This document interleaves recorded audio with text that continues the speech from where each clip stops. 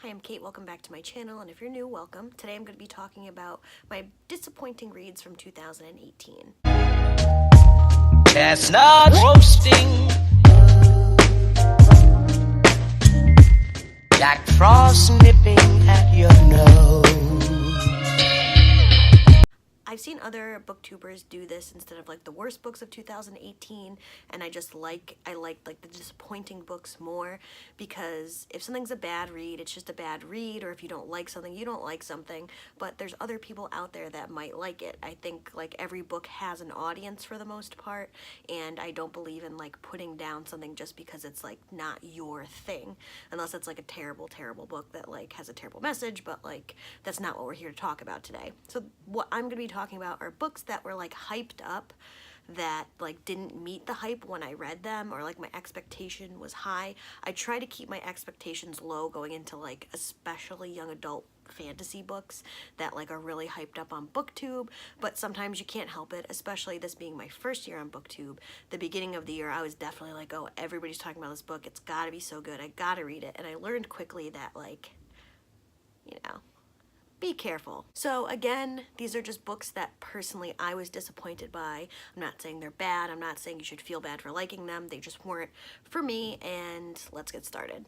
So the first book I'm going to talk about was like pretty early on in the year, and again, it wasn't bad. It was just, it didn't live up to the hype for me, and that is Warcross by Marie Lu.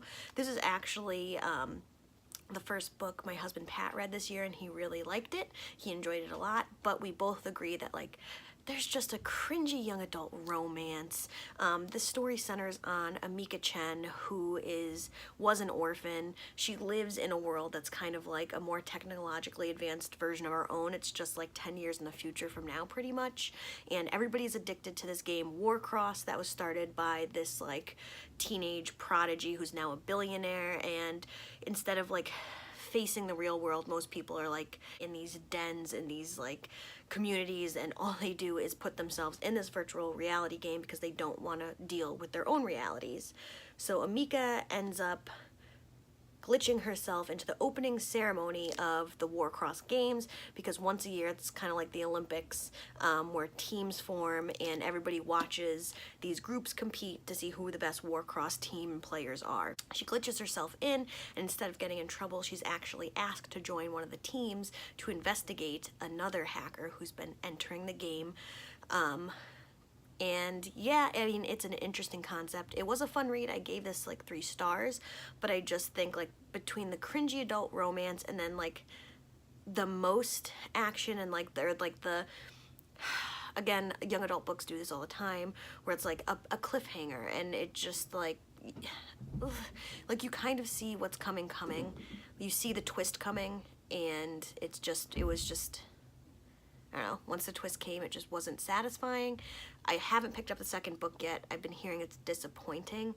But again, I think Pat and I are both going to read it at some point in 2019. It's just one of those, like, maybe I'll listen to it on Scribd because I see it on there. But yeah, it disappointed me. For me personally, this did not live up to the hype. But it is like a fun, I read this at the beginning of the year, and it is like a fun, like, if you have an afternoon free read, because it did read pretty quickly. The next book I already got rid of, and that is The Daughter of the Pirate King by Trish Levenseller. One of my best friends read this and loved it. Again, it just wasn't personally for me. It was just like one of those young adult tropes, like, I'm not like the other girls. Oh, even though there's like a whole ship of pirates that have like captured me, like I'm gonna keep getting away from them.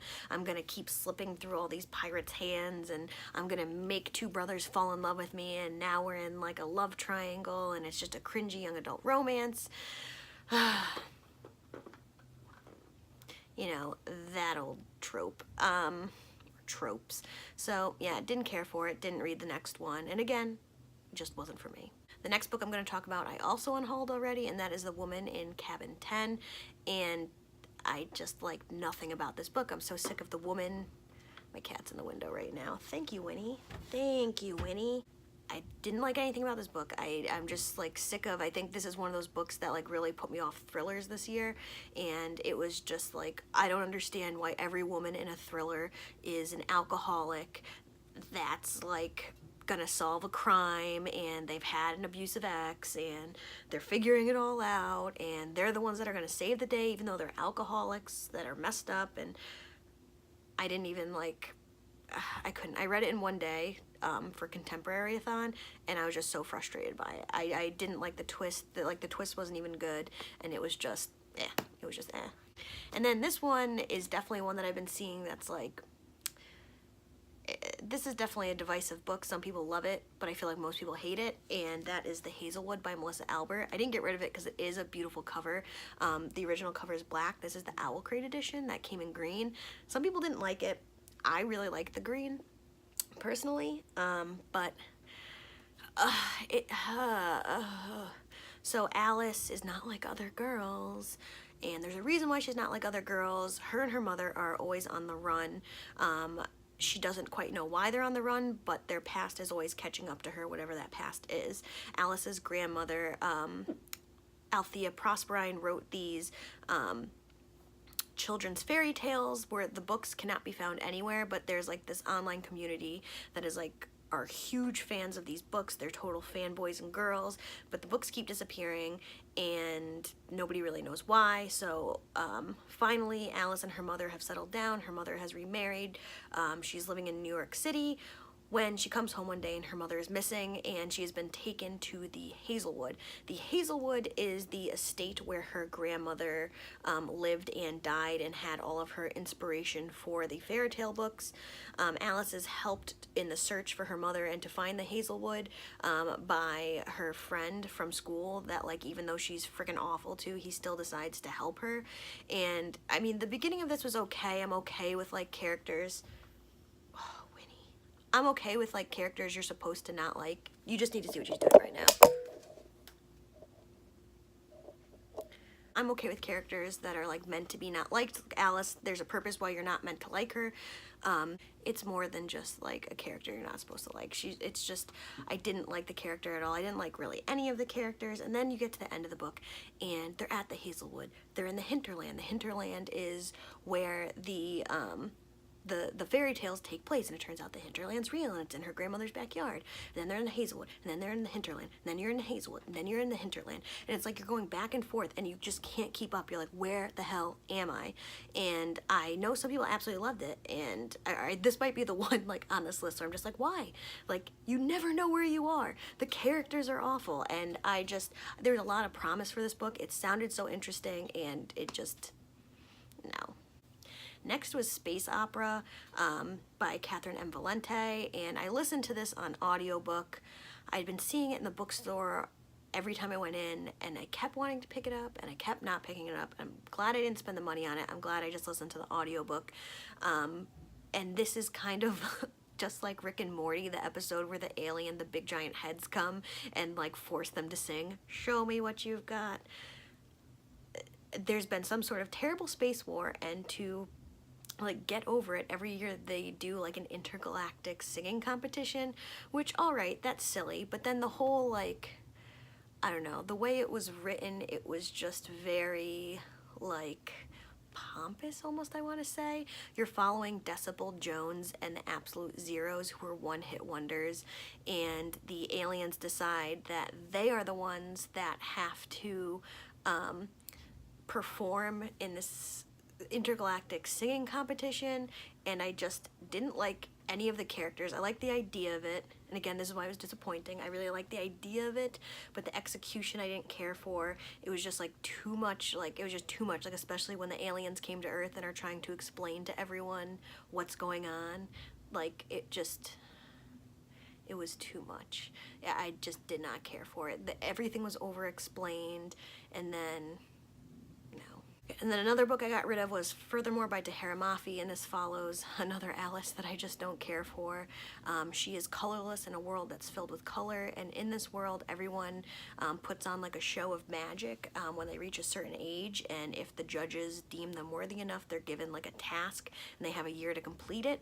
So Alice doesn't necessarily have any of the special like magical talents that the other kids have, but she decides to dance instead, and she ends up not getting an adventure to go on or a mission, But a boy from the previous year that was given a challenge, Oliver, comes back to town, comes back from wherever he's been, and tells Alice that his mission was to find her father, who has been missing from their land of Farronwood for several years. I hated these characters. Alice is just a whiny brat, like, the whole time. Oliver is just a jerk the whole time. She wants to find her father, but, like, she's an annoying brat the whole time that he's trying to explain things to her. But then, like, when they do get to Furthermore, like this magical world of Furthermore, where he's been for the past year, like, he doesn't explain anything to her about this world, so when she goes to make a mistake, he's, like, screaming at her instead of just, like, I don't know, man, maybe if certain things were dangerous that you knew about, you should have told her that beforehand, before bringing her to this world, but you're just gonna, like, let her walk around, and then the second she goes to do something that she shouldn't, then you're screaming at her instead of explaining why she shouldn't have beforehand. Like, if you're bringing somebody into a magical, dangerous world, give them some warning ahead of time about things they should avoid. I don't know, maybe that's a crazy idea. And I think maybe this book is meant for, I actually gave it to somebody at work for their granddaughter. Maybe it's just not the middle grade book for me, but I just did not care for it. No. Then one that was truly a disappointment. I still gave it like 3 stars because it was okay. It just didn't live up to the first 2 books in the trilogy, and that is Only Human by Sylvain Neuvel.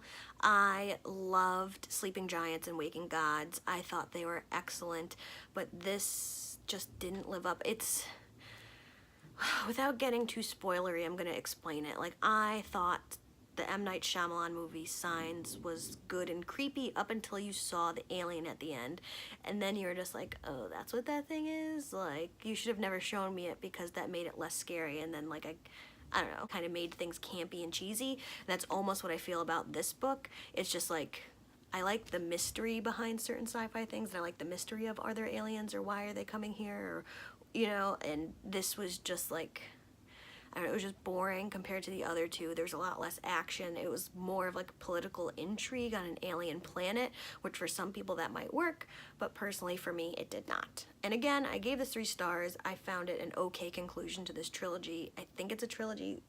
There might be more. I don't know. I hope this is it. Again, love the first 2 books. This one just was a disappointment compared to those 2. The last book I'm going to talk about is one that, like, hurts my heart to talk about, but it is Hocus Pocus and the all-new sequel.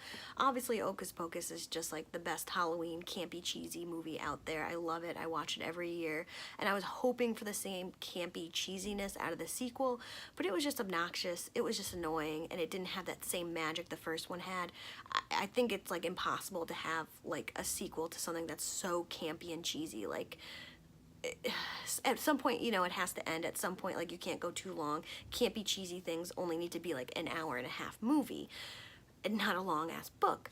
So, I don't know, maybe would it have worked as a movie instead of a book? Maybe, I don't know, but I don't know. Sometimes some things are so sacred, and some things are just, like, so pure, like, don't touch them. Disney, stop. Stop, Disney. Stop.